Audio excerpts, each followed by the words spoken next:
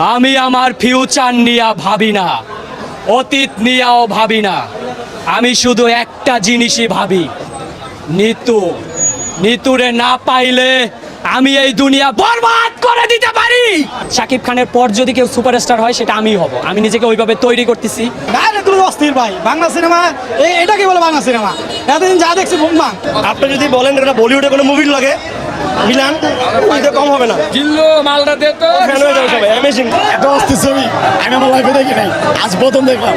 অস্থির, পুরো তামিলে ফেল গেছে। প্রত্যেকটাই কোনোটাতে কোনোটা কমতি নাই।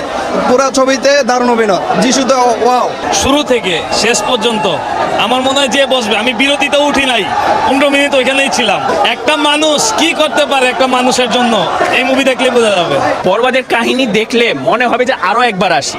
নায়িকা গুলি করছে কিন্তু লাস্টে যখন হেলিকপ্টার আসতে বলছে এই জিল্লু হেলিকপ্টার খবর দে, এটা খুবই ভালো লাগছে। যেরকম আমরা রেসপেক্ট করছি যে সিনেমাটা খুবই ভালো হবে, ওরকম খুবই ভালো হয়েছে।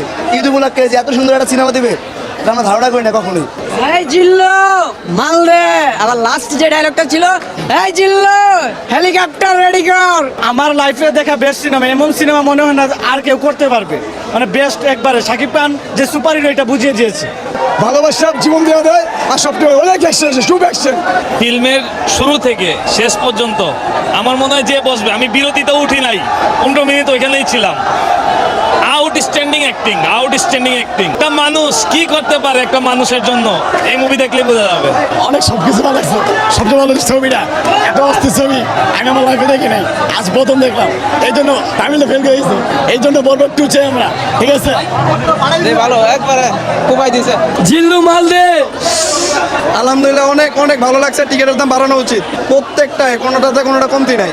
পুরো ছবিতে দারুণ অভিনয়। যিশুতে ওয়াও। প্রত্যেকটা জিনিসই মানে কোনোটার মধ্যে মানে কোনোটাকে দেখে কোনোটাকে চুজ করা যাবে না এক কথায়। আর দ্বিতীয় কথা, কোনোটা থেকে কোনোটাকে কম নাম্বার দেওয়া যাবে না। সব কিছু মানে ওভারঅল সব কিছু ভালো হয়েছে। 10-15 এত সুন্দর মনে আর এই ছবি হয় নাই। খুবই ডায়লগগুলো সেই ভালো লাগবে। এই জিল্লু মাল দে, মানে সাকিবের কণ্ঠটা অস্থির ভাই, ডায়লগটা সেই ভালো লাগে। এই জিল্লু মাল দে, পরে মন কেন আর জিনিস ছবিটা পুরো অস্থির। আমি একজন বলিউড ফ্যান, আজকে ঈদ উপলক্ষে আমি এই বাংলা সিনেমা দেখতে আসছি সাকিব খানের বরবাদ। ভাই আসলে ধরতে গেলে আমি বরবাদ বাংলাদেশে সাকিব খানের ছবির ফ্যান হয়ে গেছি।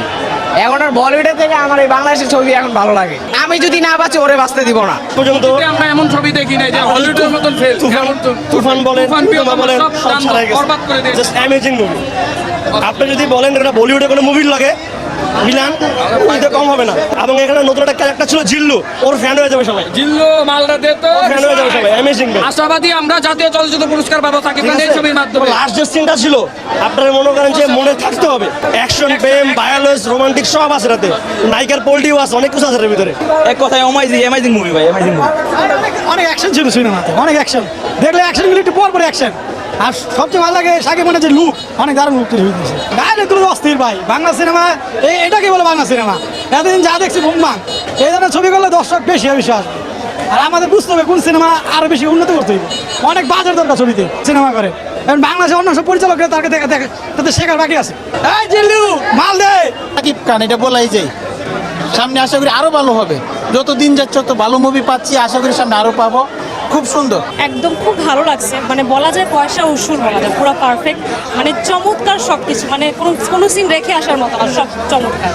কোনোটাকে ফেলে রাখার মতো না, সব একসাথেই নেওয়ার মতো। আসলে কোনোটা কম বেশি কাউকেই বলা যায় না, সবগুলো একদম সমান সমান পারফেক্ট। অ্যাকশন, রোমান্টিক, এভরিথিং সব কিছু। আমাদের জনপ্রিয় যে নাটক থেকে সিনেমাতে আসা মেহেদী হাসান ভাই, বরবাদ ছবির ডাইরেক্টর, আমি বলবো তার এই প্রথম ছবির কাহিনী একটা টপ লেভেলের ডাইরেক্টরের ছবির কাহিনীর মতো, মানে সুপার হিট।